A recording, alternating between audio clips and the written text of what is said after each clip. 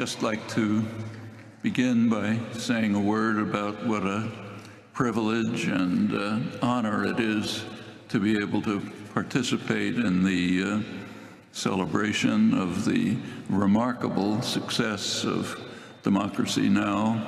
For these many years, and in particular the quite astonishing achievements of Amy Goodman, Juan Gonzalez, their colleagues, in showing us how we might aspire to achieve democracy now. It'll be a long struggle, and again, it's an enormous pleasure to be able to share this occasion with people like Harry Belafonte, who has been such an inspiration in being in the forefront of this endless struggle for many hard years. And for the young people among you, a special word. You'll be facing problems that have never arisen in the 200,000 years of human history, hard, demanding problems. It's a burden that you can't ignore, and we'll all, you in particular, and all the rest of us will have to be in there struggling hard to save the human species from a pretty grim fate. Well, my wife and I happened to be in Europe on November 8th, that fateful day. In fact, in Barcelona, where we watched the results come in. That had special personal resonance for me. The first article I wrote, or at least that I can remember, was in February 1939 it was about the fall of Barcelona to Franco's fascist forces. And the article, which I'm sure was not very memorable, was about the apparently inexorable spread of fascism over Europe and maybe the whole world.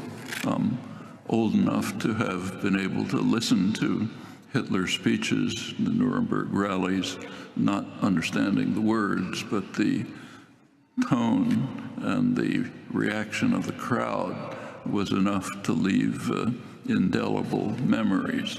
And watching those results come in did arouse some pretty unpleasant memories, along with what is happening in Europe now, which in many ways is pretty frightening as well. Well, the reaction to November 8th in Europe was disbelief, shock, horror. It was captured pretty eloquently in on the front cover of the major German weekly Der Spiegel. It depicted a caricature of Donald Trump presented as a meteor hurtling towards Earth, mouth open, ready to swallow it up. And the top headline read, "Thus ended der Welt," the end of the world, small letters below, as we have known it. There might be some truth to that concern, even if not exactly in the manner in which the artist, the authors, the others who echoed that conception had in mind. It had to do with other events that were taking place right at the same time, November 8th, events that I think were a lot more important than the ones that have captured the attention of the world in such an astonishing fashion. Events that were taking place in Morocco, Marrakesh, Morocco. There was a conference there of 200 countries, the so-called COP22.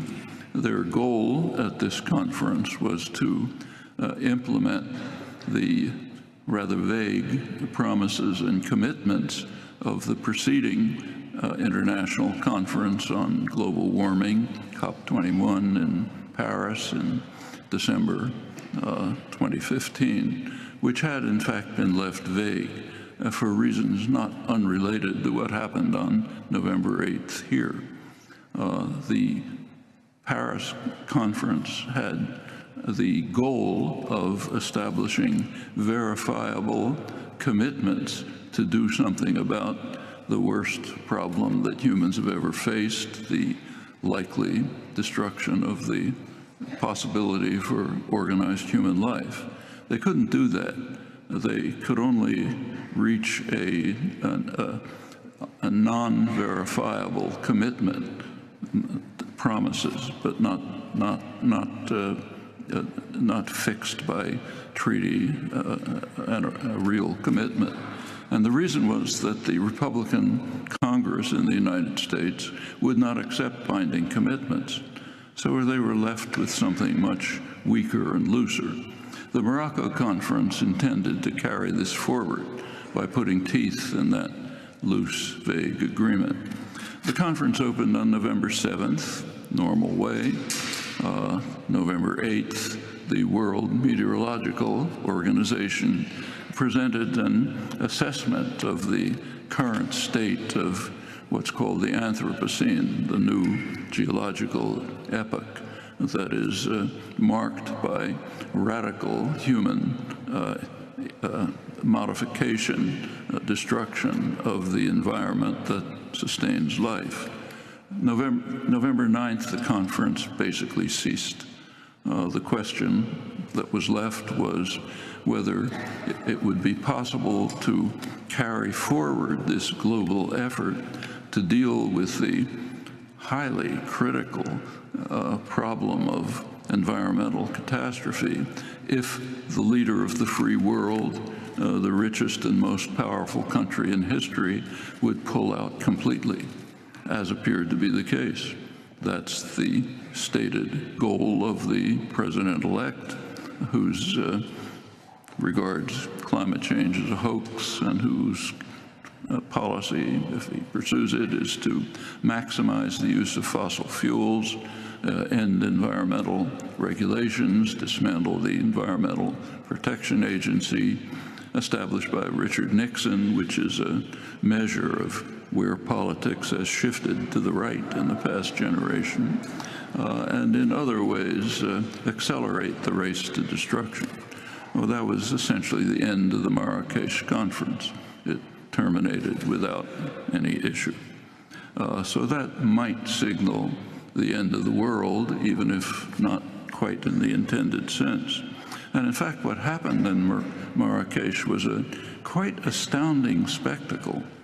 The hope of the world for saving us from this impending disaster was China. Authoritarian, harsh China. That's where hopes were placed. At the same time, the leader of the free world, the richest, most powerful country in history, was acting in such a way as to doom the hopes to total disaster. It's an astonishing spectacle, and it's no less astounding that it received almost no comment. Something to think about. Well, the effects are quite real. COP21, the Paris negotiations, could not reach a verifiable treaty because of the refusal of the Republican Congress to accept binding commitments. The follow-up conference, COP22, ended without any issue.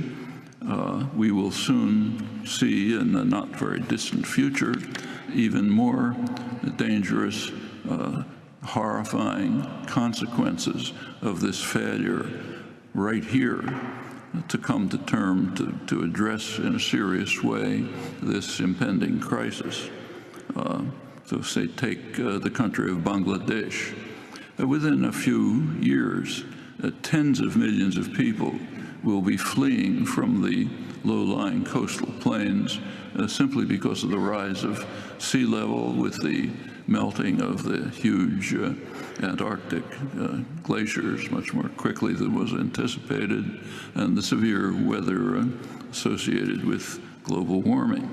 That's a refugee crisis of a kind that puts today's crisis, which is more a moral crisis of the West than an actual refugee crisis.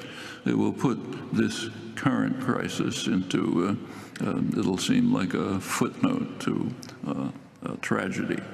And it's the leading climate scientist in Bangladesh has reacted by saying that these migrants should have the right to move to the countries from which all these greenhouse gases are coming.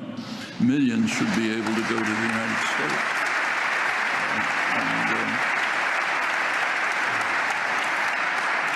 The United States, and indeed the other rich countries that have grown wealthy, as we all have, while bringing this new geological epoch, bringing about this new geological epoch, which may well be the final one for the species.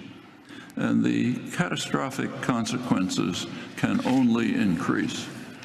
Just keeping to South Asia, temperatures which are already intolerable for the poor are going to continue to rise as the Himalayan glaciers melt, also destroying the water supply for South Asia. In India, already 300 million people are reported to lack water to drink, and it will continue both for India and Pakistan. And at this point, the two major threats to survival begin to converge. One is environmental catastrophe, the other is nuclear war, another threat that is increasing right before our eyes. India and Pakistan are nuclear states, states with nuclear weapons. They're already almost at war. Any kind of real war would immediately turn into a nuclear war. That might happen very easily over struggles over diminishing water supplies. A nuclear war would not only devastate the region, but might actually be terminal for the species, if indeed it leads to nuclear winter and global famine, as many scientists predict. So the threats of survival converge right there, and we're going to see much more like it. Meanwhile, the United States is leading the way to disaster, while the world looks to China for leadership. It's an incredible, astounding picture, and indeed only one piece of a much larger picture. The U.S. isolation at Marrakesh is symptomatic of broader developments that we should think about pretty carefully. They're of considerable significance. U.S. isolation in the world is increasing in remarkable ways. Maybe the most striking is right in this hemisphere, what used to be called our little region over here. Henry Stimson, Secretary of War under Roosevelt. Our little region over here where nobody bothers us. If anybody gets out of line, we punish them harshly. Otherwise, they do what we say. That's very far from true. During this century, Latin America, for the first time in 500 years, has freed itself from Western imperialism. Last century, that's the United States. The International Monetary Fund, which is basically an agency of the U.S. Treasury, has been kicked out of South America entirely. There are no U.S. military bases left. The international organizations, the hemispheric organizations are beginning to exclude the United States and Canada. In 2015, there was a summit coming up, and the United States might have been excluded completely from the hemisphere over the issue of Cuba. That was the crucial issue that the hemisphere, on which the hemisphere opposed U.S. policy, as does the world.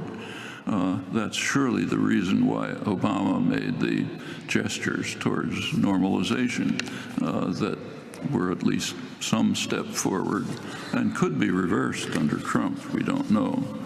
On a much more far-reaching scale, something similar is happening in Asia. As you know, one of Obama's major policies was the so-called pivot to Asia, which was actually a measure to confront China transparently. One component of the pivot to Asia was the TPP, the Trans-Pacific Partnership, which excluded China, tried to bring in other Asia-Pacific countries. Well, that seems to be on its way to collapse for pretty good reasons, I think. But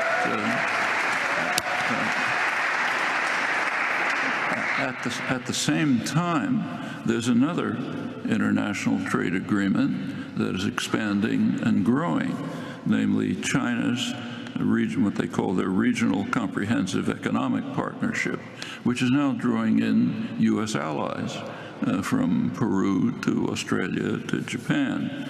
The U.S. will probably choose to stay out of it, just as the United States virtually alone has stayed away from China's Asian Infrastructure Development Bank, a kind of counterpart to the World Bank that the U.S. has opposed for many years, but has now been joined by practically all U.S. allies, Britain and others.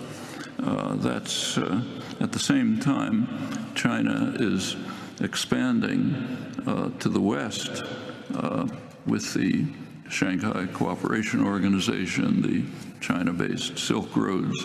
The whole system is an integrated system of energy, resource sharing, and so on. It includes Siberia with its rich resources. It includes India and Pakistan. Iran will soon join, it appears, and probably Turkey. This will extend all the way from China to Europe. The United States has asked for observer status, and it's been rejected, not permitted. One of the major commitments of the Shanghai Cooperation Organization, the whole of the Central Asian states, is that there can be no U.S. military bases in this entire region. Another step towards isolation may soon take place if the president-elect carries through his promise to terminate the nuclear weapons, the nuclear deal with Iran. Other countries who are parties to the deal might well continue. They might even ignore Europe, mainly. That means ignoring U.S. sanctions.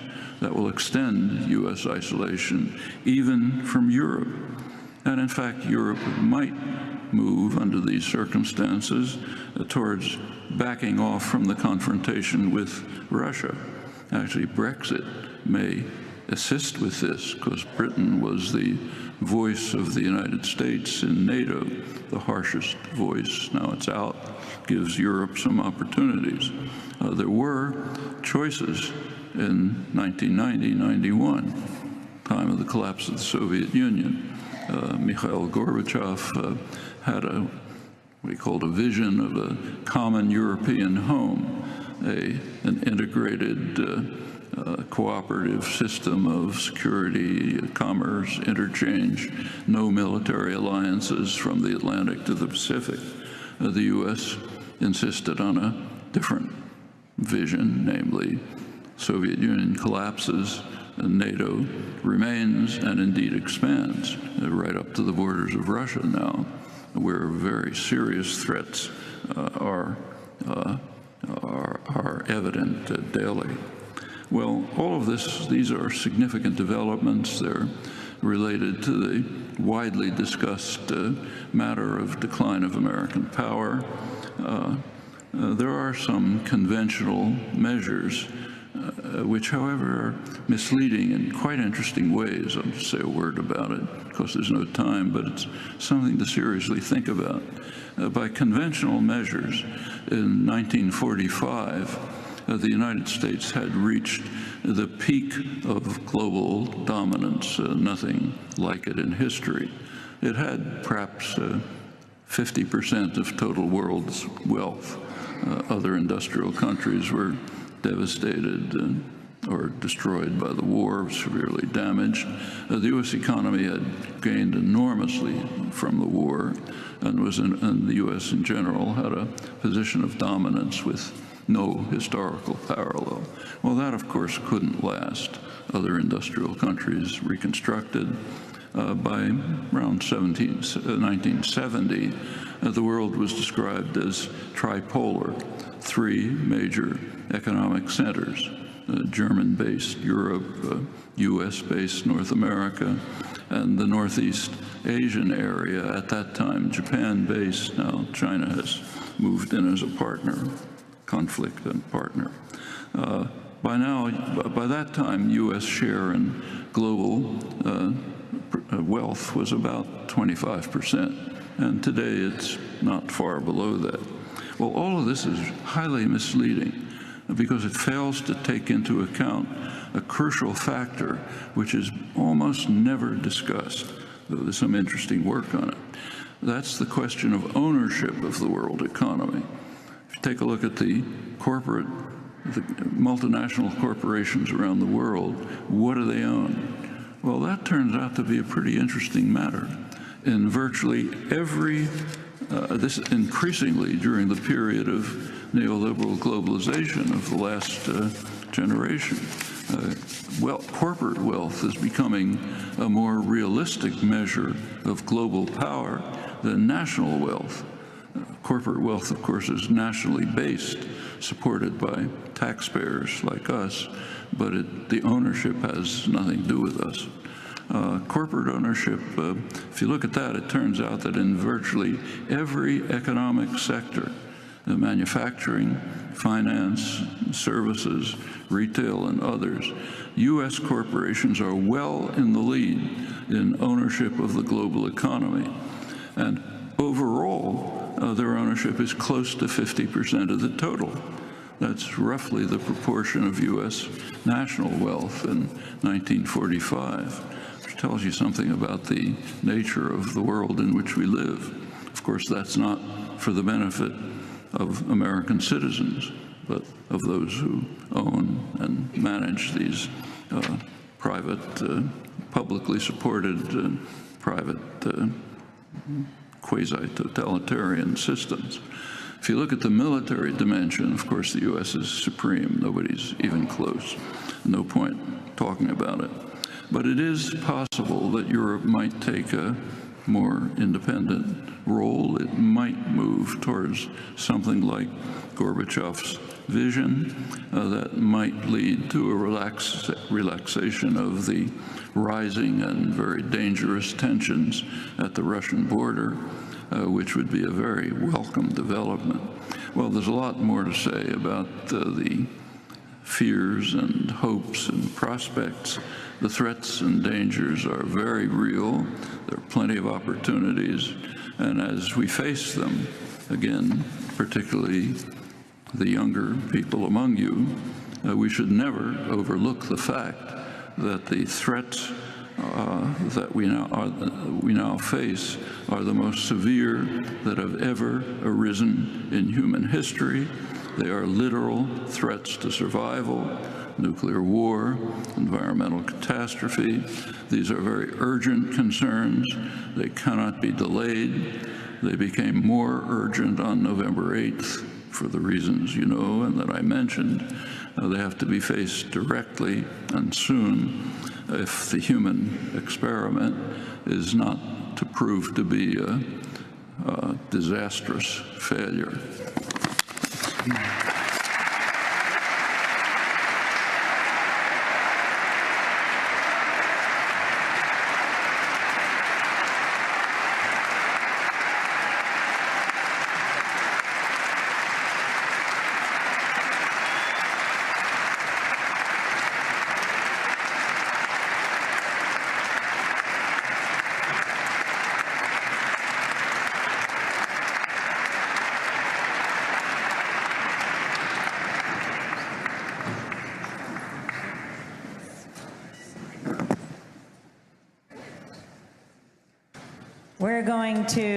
Juan and I are just going to have a brief conversation were these two lions. I think of them like outside the New York Public Library, the lions that protect our knowledge.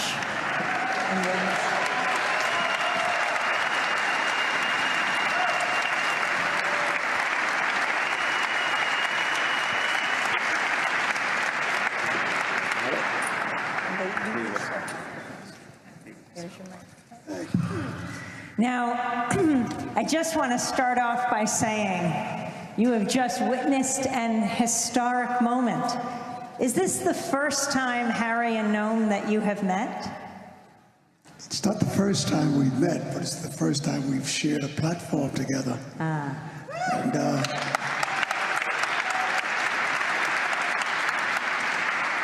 it's a bit overwhelming, a little intimidating to sit with so much knowledge and sensitivity. Anyway, it's nice to be with all of you.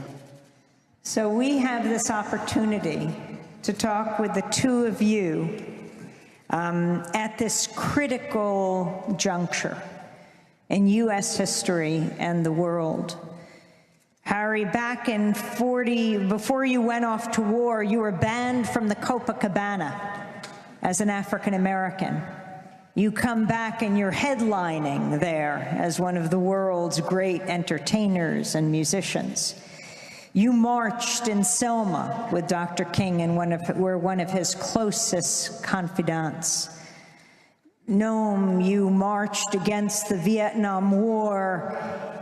You thought you'd be spending years, maybe decades in jail, even as you were rising in your academic career at MIT, willing to give up everything.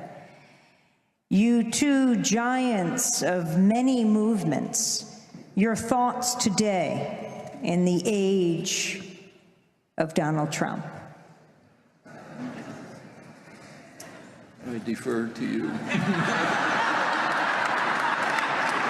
Much more eloquent. I must admit that I had far more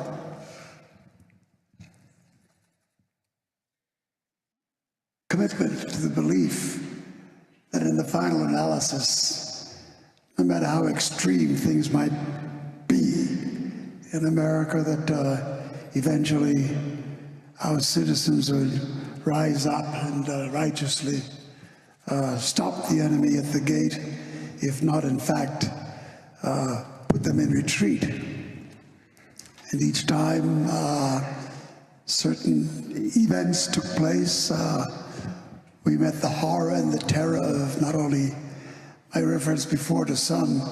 I noticed when I mentioned the Fourth Reich, wasn't quite sure what I was talking about. Just for clarity, as you know, the last great global torment was the Nazi era. It was called the Third Reich, and I thought that we had thoroughly cleansed ourselves of that encounter, and that we would be much more resilient. I think to a degree we do reveal some resilience, but the real test has not yet come until the inaugural transference has taken place. And what concerns me is that beyond the mischief of Trump and all those in his cabinet and the people that he's appointed into roles of leadership, I had never quite understood that we had another severe unattended enemy in our midst, and that was our species' commitment or weakness in the face of absolute greed. And I think we have failed to come to certain solid conclusions because we have been so contaminated with possessions and power that we have forgotten that we have destroyed our children or set the tone for that. I would welcome Professor Chomsky's point of view, and I hope he says something that'll make me dance out of here. Well, I should say that I was somewhat immunized to the Trump electoral college victory, of course not popular victory, as you know, by the fact that my wife was the only person I knew who, even before the Republican primaries, predicted that Trump was going to win. Just looking at the country somewhat from the outside, she's from Brazil and felt that somehow she had her finger on the pulse of a large part of the country and was confident that this was going to happen. So I wasn't all that surprised. I think it's extremely dangerous in many ways, like the ones I mentioned and others that you're quite familiar with. On the other hand, there's plenty of opportunities. We should bear in mind that the country has become much more civilized in the past 50 or 60 years. A meeting like this could not have been conceivable in 1960, 1970. The kinds of commitment and engagement that you and many others like you are committed to is something quite new. And there have been many advances and achievements. Women's rights, civil rights generally, rights of gays, opposition to aggression, environmental concerns didn't even exist at that time. There's been tremendous progress. That means that struggles today start from a much higher plane than they did not many years ago. At the time when Harry was marching in Selma, it was a much harsher world than it is today. The reason is that plenty of people did commit themselves to constant, dedicated struggle, and there were plenty of achievements. And that goes back in American history. No need to review it, but the earlier period is one of total horror. I mean, after all, the country was founded on two incredible crimes, unbelievable crimes. One, virtual extermination of the indigenous population. It's kind of a migrant crisis of the kind we don't think about today, and a form of slavery which was the most vicious in history and is in fact the basis for a large part of the wealth and economic development of the United States, England, France, and others. That's history. When Donald Trump talks about making the country great again, for many people, it wasn't that great, quite the opposite. It is,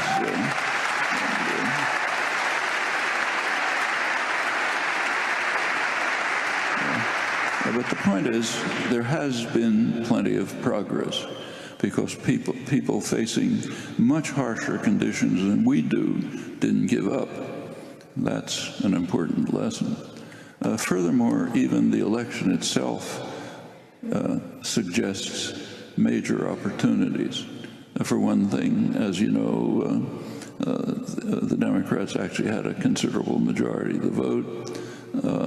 And if you look at the younger voters, the people who will shape the future, they were overwhelmingly anti-Trump and even more overwhelmingly pro-Sanders. That's an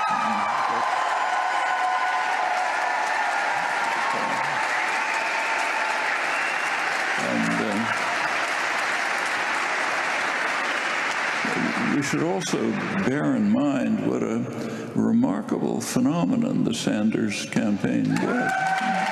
I mean, here's somebody unknown, came from nowhere, practically no one in the country knew who he was. He was using words like socialism, which used to be a real curse word. No corporate support, no media support, no support from the wealthy. Everything that has always been crucial to winning elections. Mostly we have bought elections. Had none of it, and practically took over one of the two major parties. It could have taken it over if it hadn't been for shenanigans you know about.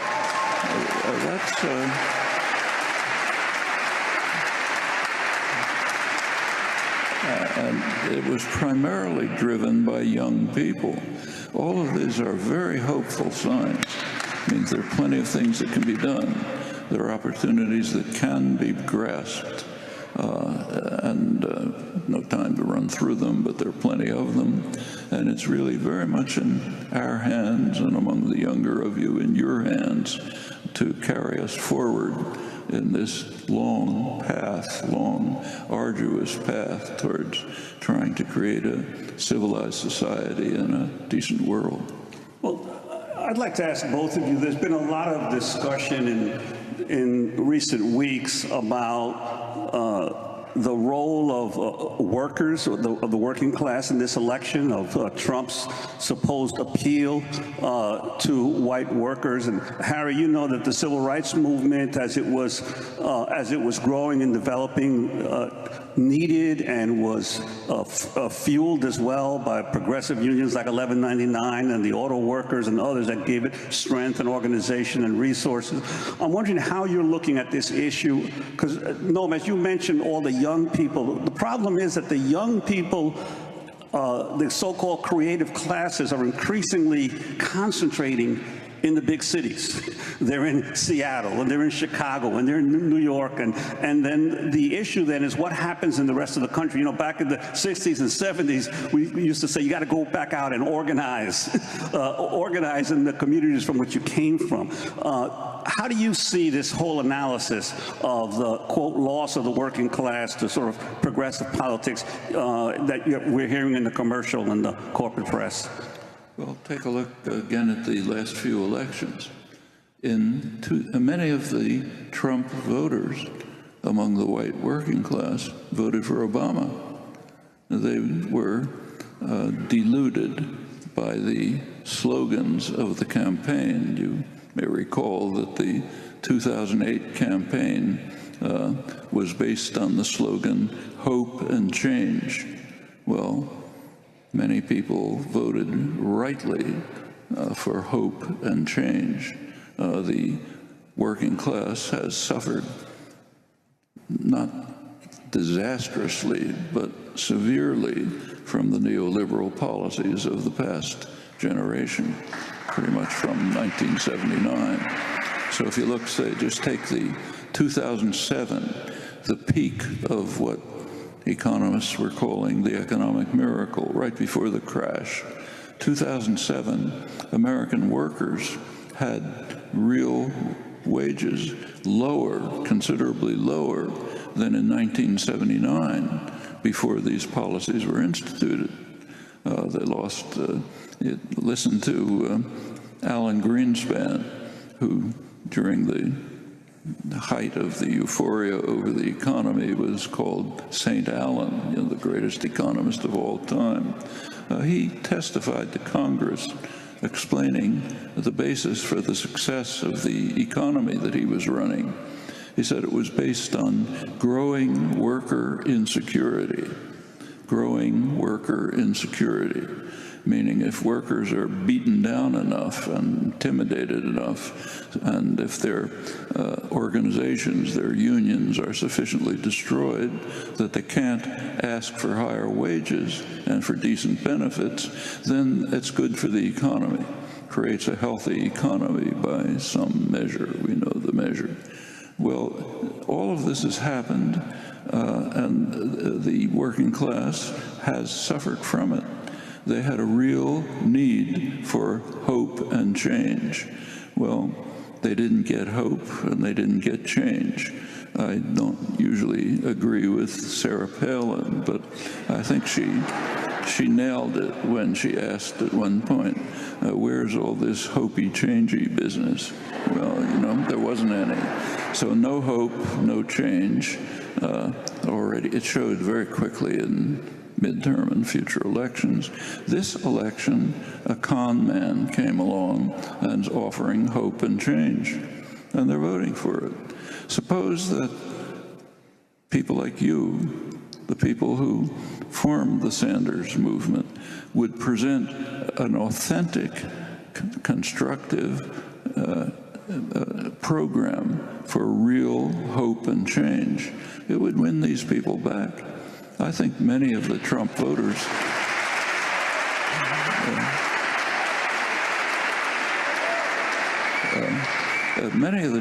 Trump voters could have voted for Sanders if there had been the right kind of activism and organization. And those are possibilities. It's been done in the past under much harsher circumstances.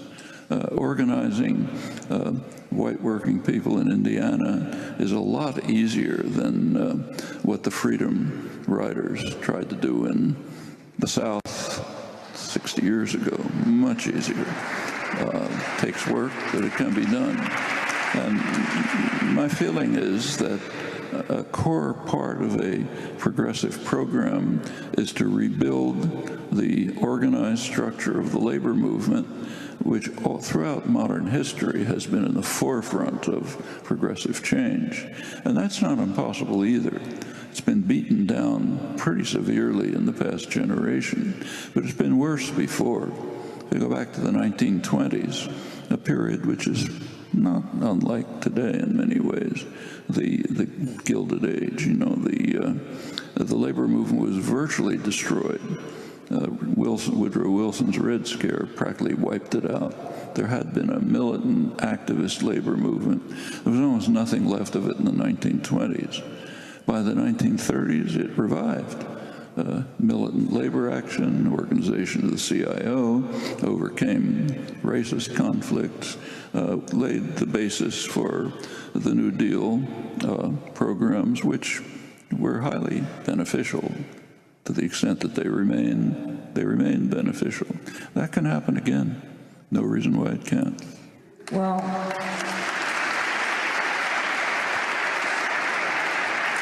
in a moment, Patti Smith is going to be coming out on the stage to share her talents. But I wanted to wrap up with Harry. Democracy Now! Originally came out of Pacifica Radio, which was 5 stations, WBAI in New York among them, and KPFT in Houston. And KPFT is the only radio station in the country whose transmitter was blown up. It was a few weeks after it went on the air in 1970, blown up by the Ku Klux Klan. And when they got back on their feet and rebuilt, the Klan blew it up again, strapped 15 times the dynamite to the base of the transmitter. And it took months to get back on the air after that. And I can't remember if it was the Grand Dragon or the Exalted Cyclops, because I often confuse their titles. But he said it was his proudest act, because he understood how dangerous Pacifica, how dangerous independent media is for people to speak for themselves. That's a story of history, though. Who would have thought in 2016 we'd be talking about the Ku Klux Klan today? When Donald Trump was asked whether he would disavow David Duke's support, he hesitated. He said he'd have to find out more from David Duke or the Klan, which, exactly who it was who was supporting him. Maybe the only time he hesitated before he spoke. What was it? Which Klan chapter he wanted to know in the United States it was to make a decision. But what about this? What about Donald Trump, the Ku Klux Klan, and the messages that he is constantly putting out to lure more voters and support? I believe that Trump, in bringing a new energy to the realization of the vastness of the reach of the Ku Klux Klan, is not not something that has been out of our basic purview of thought. The Ku Klux Klan, for some of us, is a constant, it has a constant existence. It isn't until it touches certain aspects of white America that white America all of a sudden awakes up to the fact that there's something called the Klan and that it does its mischief.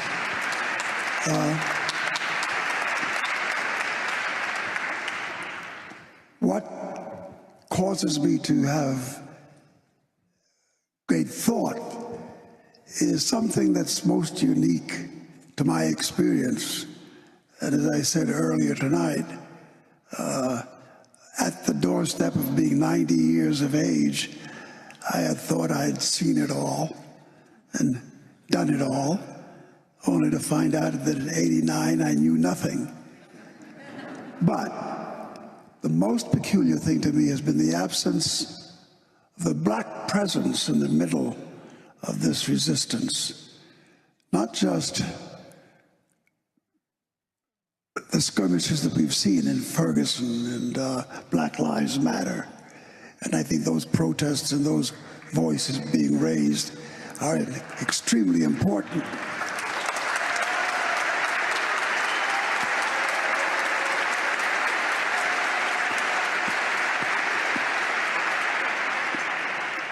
But we blew this thing a long time ago. When they started the purge against communism in this country and against the voice of those who saw hope in a design for socialist theory and for the sharing of wealth and for the equality of humankind. When we abandoned our vision and vigils on that topic, I think we sold out ourselves.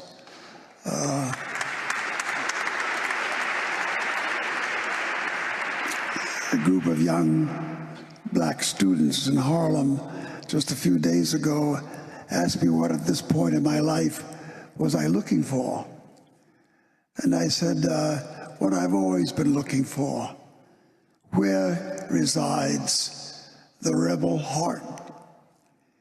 Without the rebellious heart, without people who understand that there's no sacrifice we can make that is too great to retrieve that which we've lost, we will forever be distracted with possessions and trinkets and title.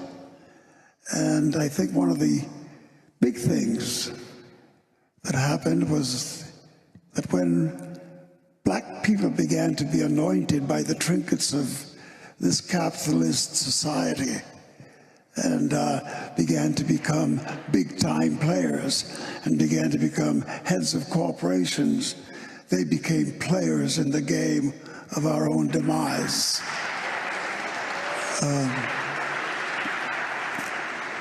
And although I believe that Professor Chomsky's evaluation is valid and a basis for great thought, I am looking at the victories that we're having, like the ones we've just received a few days ago with our Native American brothers. The fact that our Native American brothers and sisters stopped the engine for a moment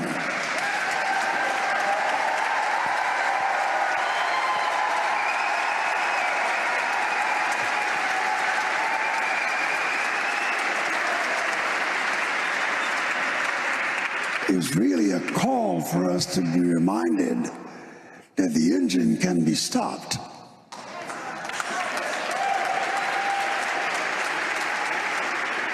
And therein I find solace. Therein I find the capacity to really do things and create things that will make a difference to where it appears we appear to be headed. I think people have to be more adventurous. The heart has to find greater space for rebellion. So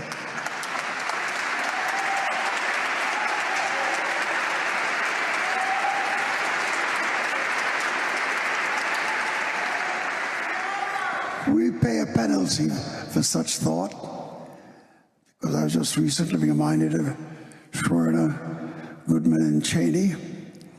They sit particularly close to my own feelings and thoughts, because I was one of the voices that was raised in recruiting those young students to participate in our rebellion.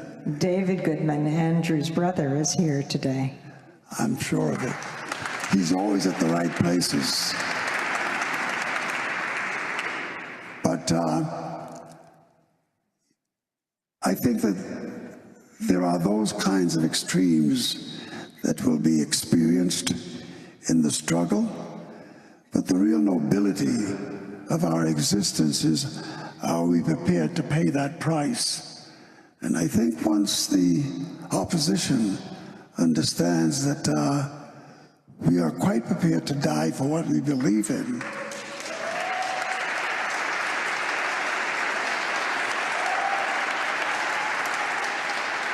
that death for a cause does not just sit with ISIS, but sit with people, workers, people who are genuinely prepared to push against the theft of our nation and the distortion of our Constitution, and that for many of us, no price is too great for that charge.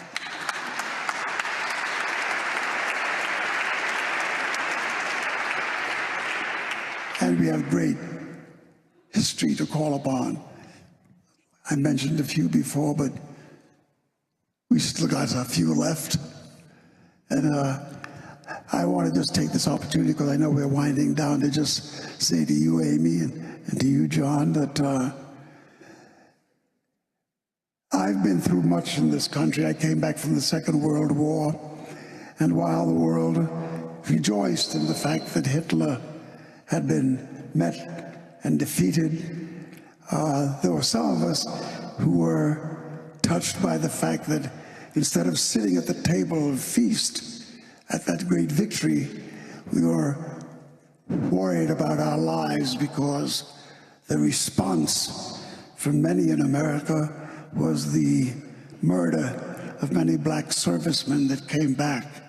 And we were considered to be dangerous because we had learned the capacity to handle weaponry. We had faced death in the battlefield. And when we came back, we had an expectation as the victors. We came back knowing that, yes, we might have fought to end Hitler, but we also fought for our right to vote in America.